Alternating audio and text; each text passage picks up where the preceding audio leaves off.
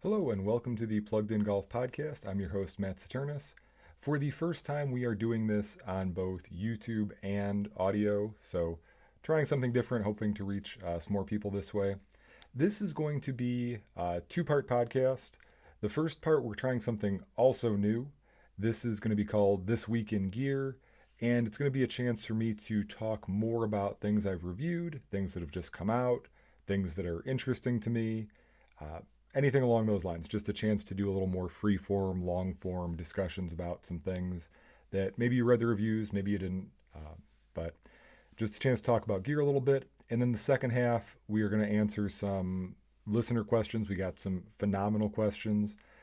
May not get to everybody's who submitted a question, but I will save anything I don't get to, and we will do another one of these very soon. So let's start with This Week in Gear. And the first thing I want to talk about are the new swag putters. This is the 2024, they're calling it their core collection putters. They've cut the line down to 6 putters. Let me back up a little bit. Over their first few years of existence, we've seen their line grow. They've added new putters here and there. There have been kind of small scale refreshes, changes in face milling, changes in sole designs, and this is the first kind of hard refresh. So we're going to have the Handsome 1, which is an answer style, Handsome 2, which is answer 2, Handsome 1 Flow, Handsome 2 Flow, which is the same putter head on a flow neck instead of a plumber's neck, and then the Boss and the Boss 2.0. This week, I released a review of the Boss 2.0. It's the only new model in the lineup. The Handsome 1 and 2 Flow are just renamed. They dropped the Suave name. But the Boss 2 is a bigger footprint than the original Boss. It's on a double bend shaft, so it's close to face balance, where the Boss is on a short slant neck and it's got toe hang, more like an answer. So this is more closer to a traditional mallet, what most people think of as a mallet. Straight back, straight through stroke, bigger, heavier, very forgiving. And it's a great putter for that kind of player. It's not a great fit for me. I'm a better fit for virtually everything else in Swag's line. But I will say the drip face milling that they've used across the core collection is fantastic. Feels really good. It's softer than anything else I've seen from them, including their deep mill. And it does have some benefits in terms of performance. It creates a little more consistent roll on the ball. They say it cuts down side spin. That's not something I can measure with what I have, but I can see improvements in the forward roll, decreased skid time, so that's really positive. The other club that I will talk about, I think the review came out last week, the Apex AI irons. Callaway's Apex line has always been kind of at the forefront of blending playability and forgiveness, right? Having forged technology. These are multi-piece irons, so the forged thing gets a little funny, but they're trying to blend those two things, forgiveness and playability. Versatility, distance, trying to make one club that does it all. And they're, to me, the AI 200 is as close to a P790 killer as anybody's gotten. You know, the P790's been number one seller for basically as long as it's been out. It's really long. It's easy to hit. It's still pretty good looking. I wouldn't say super versatile because it's fairly low spin, but it's not a bad club by any means. A good player can absolutely play that and do a lot of cool things with it. The AI 200 is in that mold. It is very long, unequivocally. It's good looking, but it's got a lot of forgiveness in it, a lot of consistency. Callaway's face technology is excellent. The consistency of the spin and ball speed across the face is really pretty hard to beat. They also have the AI 300, which I haven't hit yet, or I haven't written the review yet. I've hit it a little bit. I will hit it more before I write a full review. My impression of that, first impression, is lofts are a little stronger, so launch a little lower, spin a little lower, but small differences, and a little more forgiving. They're very, very close in size. These are very fine distinctions. So it's not as if, well, 300 is for hacks and 200 is for good players. No. It's just, what do you need in terms of fitting, launch, spin, and really primarily, what are your thin strikes like? Do you hit it thin a lot? The 300 is probably where you want to be. The sole is a little bit bigger. The last thing I want to make a nod to are the new PXG Gen 7 irons. I have not been fit for them. I haven't reviewed them. Matt Meeker has those reviews up on the site, the P and the XP. But knowing what kind of player Matt is, knowing his focus on gear and performance and the quality of his ball striking, the fact that he has, I think, I don't know if it's official yet or if he's finally decided, but he's definitely looking at making the P's his gamer. So that's very impressive to me. And I just know from a data perspective that PXG is always at the very cutting edge of combining all those things we just talked about: playability, distance, forgiveness, consistency. All right, so if you're looking for a lot of those things, the P and the XP definitely worth checking out. It's a great fall. If you're in that mid handicap range, and even the XP from PXG a little higher than mid handicap, amazing fall for iron releases. So definitely go out and get fit for something, try new stuff, go to the store, bring your gamers, try the new stuff, and see what's out there for you that could be even better than what you've got. So if you like that segment, let me know. I love positive feedback, and we'll probably throw this in at least a few more times before we get to interviews and other parts of the show, just to try something out. And if people like it, again, we'll do more of it. Before I get into anything else, I skipped this earlier because I'm so discombobulated with the YouTube here, the video going, and everything else. I do need to let you know before we get any further, this week's episode is brought to you by ShotScope. I'm going to talk in a little bit here about how to improve your game in a couple different specific ways. And I've said it before, I will say it again. You can't improve what you don't understand. Having ShotScope, shot tracking is the best way to really understand your game. You're going to get strokes gained. You're going to get really granular data. They've got so many different ways to track. If you want to wear a watch, they've got that. If you want a handheld, they've got that. You want to use your phone, they've got that. All without an annual fee, which to me is such a big thing. So many things in golf now and just in life. They want to tag you every single month. With ShotScope, you buy the device, it's yours, end of. So head over to shotscope.com. You can buy the devices there, or you can go to pluggedingolf.com and get reviews of everything they've ever made on my site.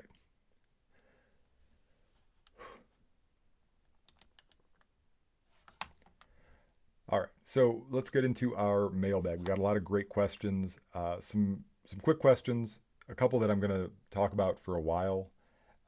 And like I said, if I don't get to any of your questions this time, I will make sure to circle back with them because I appreciate everybody who participates and throws questions into the chat. I want to start out with a question from Lex Go. It's maybe the funniest question that I've seen in a mailbag like this. He said, "Are people who putt out of bunkers lacking skill, or are they displaying a skill that other people don't have?" And I thought that was hilarious. To the first part, maybe. To the second part, absolutely. So they may be putting out of the bunker because they don't have traditional bunker skills, but they are definitely displaying a skill that other people are not working on. And if to expand on this a little bit, just because that's what I do here, I think putting out of bunkers is something people should think about more. And I think we should have more bunkers you can putt out of. Medina's course number 2, every bunker on that course you can putt out of because it's meant to be a family course for kids, new players, anybody. And I love that.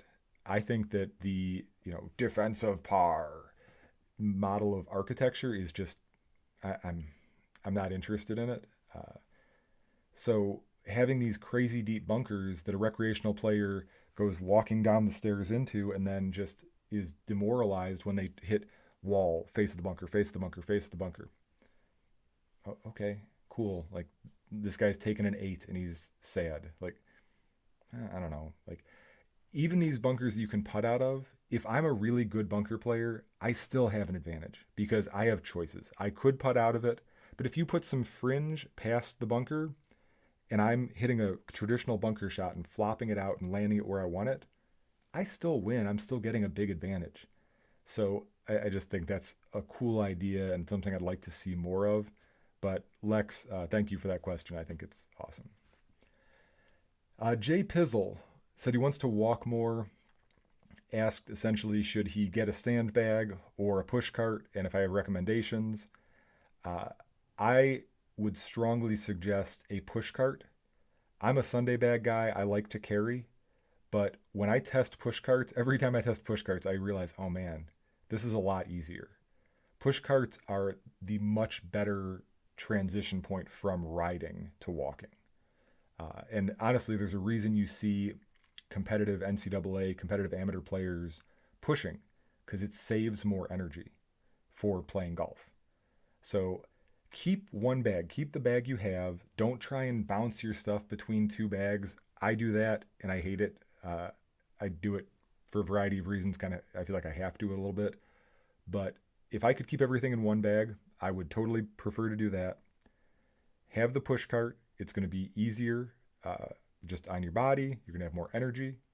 And if you find out you hate walking, you sell the push cart.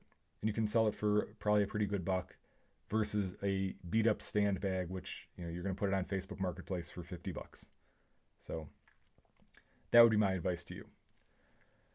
Um, as far as recommendations, uh, Sun Mountain, Big Macs, great companies. I would look honestly. I'm just kind of joked about Facebook Marketplace. I would look on your local golf trade spot if there's a Facebook group for it, or Craigslist, or eBay. You could probably find a used pushcart at an awesome deal. So that would be my advice there. But certainly new is great. And like I said, Sun Mountain or Big Macs are two brands that I would go to right away. I know there are people who really love their click gears. Those are a little more complicated to fold and unfold, and they're heavier.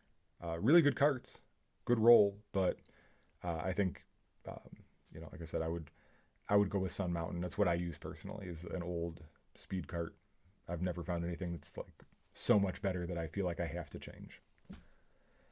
JD asks, is there an advantage to spikes over spikeless shoes?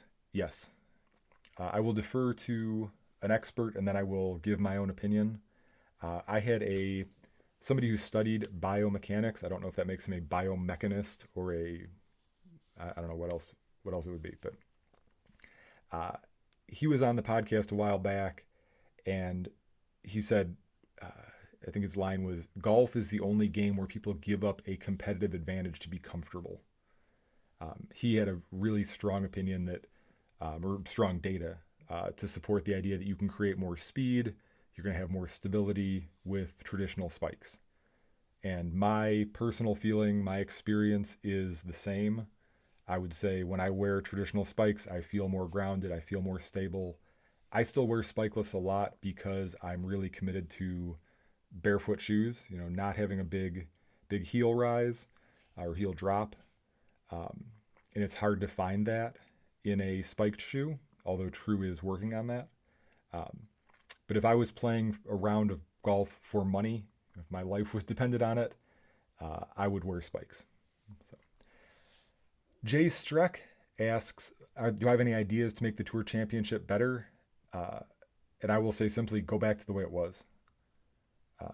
I think the idea that golf fans are so stupid that they can't understand one guy wins the tournament, and then one guy wins the points race.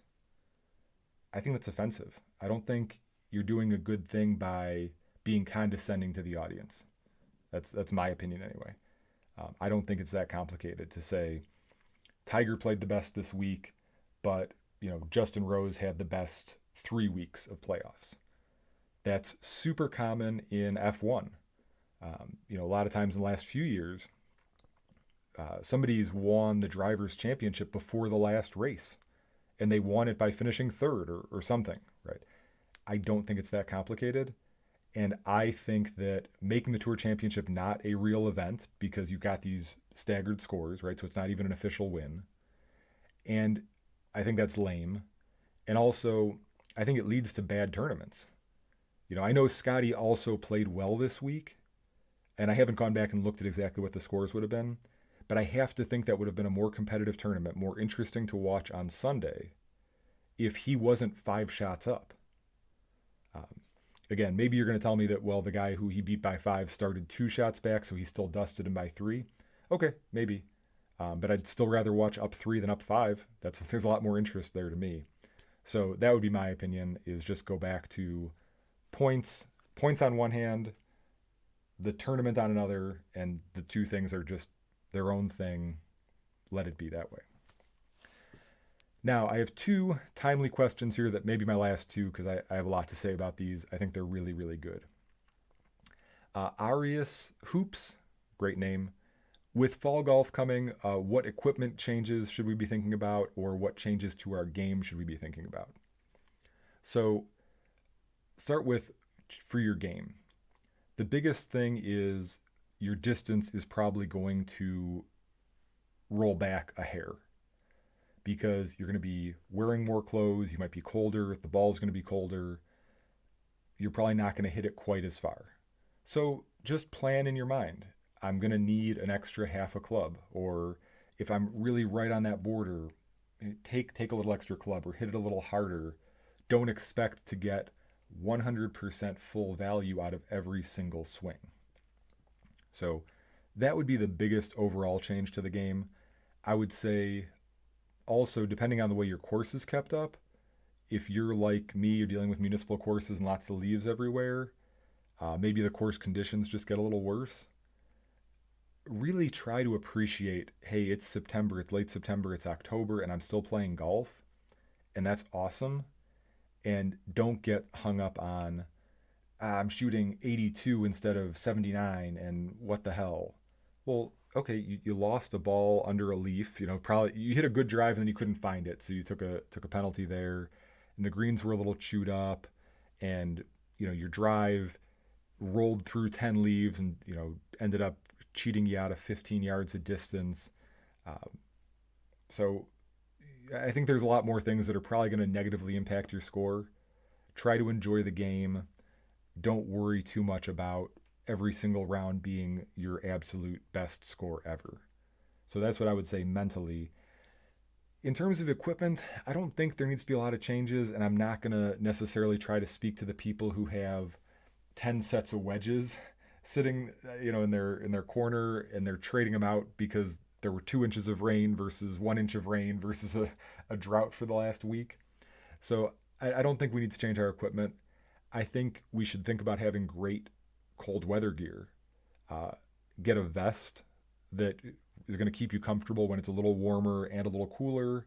Get pants that breathe so you can be reasonably comfortable in the morning, but then comfortable at noon also when it gets hotter. A nice jacket that is not too heavy, that you can stash in your bag, right? Those are the big considerations for me, and I'm gonna do bad radio and bad podcasting here, or video podcasting.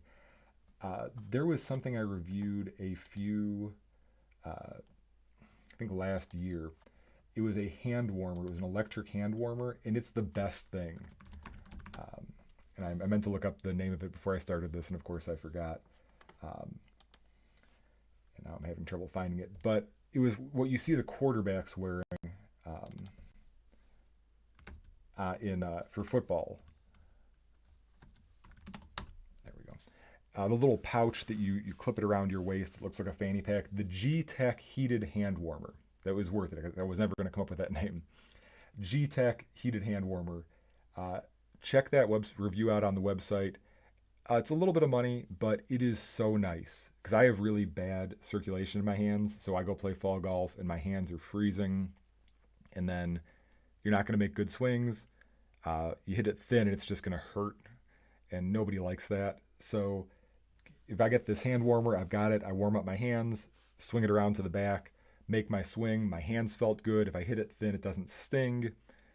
I think that's just much, much better. I'm trying to help this computer run a little faster. There we go. I think that's a huge upgrade for fall golf and spring golf then. So that's my big tip there. Maybe the last question I'm going to get to today. I'm going to go ahead and make this my last question. Phil Johnson, 9461 from Instagram. Phil, amazing question. He asked, what is the best off-season training aid or regimen for people who live in cold weather states? Uh, I could probably talk about this for half an hour. I'm going to keep it to 10 minutes or less.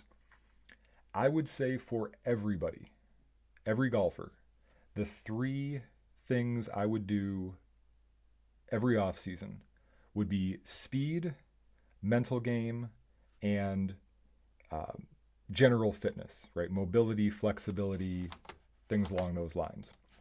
Um, those are the best things you can do in the off season for yourself. For mental game, in the zone mental training, I had them on the podcast a while ago. You can listen to that. They're great. They emailed me and said, "Hey, we've got this book. We'd love to be on your podcast." And I was, yeah, okay, sure, send it. And I fully expected this was going to be. They wrote 80 pages about one idea, and I was going to say, yeah, thanks, but no thanks. I read the book, was blown away. So dense with practical information, really, really good stuff just throughout the book. Um, so I would strongly recommend that. If you spend 10 minutes a day on your mental game in the off season, you're going to play better come spring. Speed also. Every player could stand to be faster, will benefit from being faster. Um, since time immemorial, golf is a game won by the longest hitters. Um, so get faster. Be one of those long hitters. If you've never speed trained before, you will pick up 5 miles an hour easily. It doesn't matter if you use ripstick, super speed, the Mach 3 training stuff. Um, I would say for most people, I would start with either ripstick or super speed. Super speed has the most built out um, like training regimens, and they've got an app I think now. Go to Plugged In Golf, search for either one of them. I've got discount codes for both of them, so you don't have to spend as much money. But those would be strong recommendations. And then also do something for your body overall, right? Axios Core is something I've reviewed that I love. It's a little expensive, but it is personalized. It's going to really make you injury resistant in your core. Your core is so key. Everything's got to go through your core in terms of energy production. So can't recommend that highly enough. Find a TPI trainer if you want to do full body stuff. I don't get into, um, you know, I don't think working out has to be complicated. Do the core lifts, bench, squat, dead, right? Big compound lifts. They're going to make you stronger, perform better at everything. You're going to be more injury resistant. You're going to feel better. You're going to look better. It's really, really simple. So do the basic stuff there. As far as golf specific stuff, I would say the winter is the best time to work on your game. The off season is the best time to work on your game. When I was doing corporate golf instruction, I would always tell people living here in Chicago, come see me in October. We're going to hit it hard from October through March or April, and then go away. Go play golf. Uh, because Andy Hayes and I talked about this, and there's an article where Andy Hayes and I debate the value of swing changes. Andy is a plus athlete, really accomplished player, knows the golf swing, has time to commit, and is a disciplined worker. So he's got like everything you could have. And when he went through swing changes, he suffered. He went out and said, "Oh yeah, I've got this, and then was hitting it all over the art. And he was very candid about that, which is really cool. So I say that to say most of us do not have the athleticism and the skill and all that Andy has. When we try to change our swing, it's going to be painful. We're going to hit it crooked. It's going to take a long time to really ingrain that move where you're not thinking about it. So if you have something in your swing or you have it in your head that I want to make my swing better, whatever that means to you, do it in the off season. Because then, like I said, by the time you get to spring, you're not going to be thinking about it as much. You're going to have spent time in a simulator hitting it sideways. And then when you go out on the course, you'll play and it's going to be good. We hope. That's the idea. As far as specific training aids, I can't really point to anything particular because I don't know what you're trying to do with your swing. I really like the Tour Aim. I've got it set up over there. I use it just to try to not be so flat in my swing and not, whip it back behind me and then throw it out from underneath. So I just work on swinging up and down that plane line over the plane line. That's really good for me. I think you can use it the other way too. I think it's got a lot of different uses for different people. But I wouldn't say it's something that I would universally recommend every single player the way I would mental game, speed, fix your body, or upgrade your body. Um, and along with that point about this is the time to work on your game, go find a coach, find somebody you trust, find somebody to tell you, do this one thing for the next month, do this 10 times a day for the month, and then come back and see me and we'll figure out the next thing, right? Rather than searching about in the dark, just looking at video of yourself and trying to figure it out. So I hope you've enjoyed this episode. Hopefully somebody will watch this on YouTube and we'll try this again. If you like seeing this on YouTube, if you're seeing this on YouTube, please like and subscribe. Let me know that you enjoyed this, and we'll start putting more of the podcasts on YouTube for you to watch there. But until next week, I hope you all are playing well, enjoying life, and thank you for listening.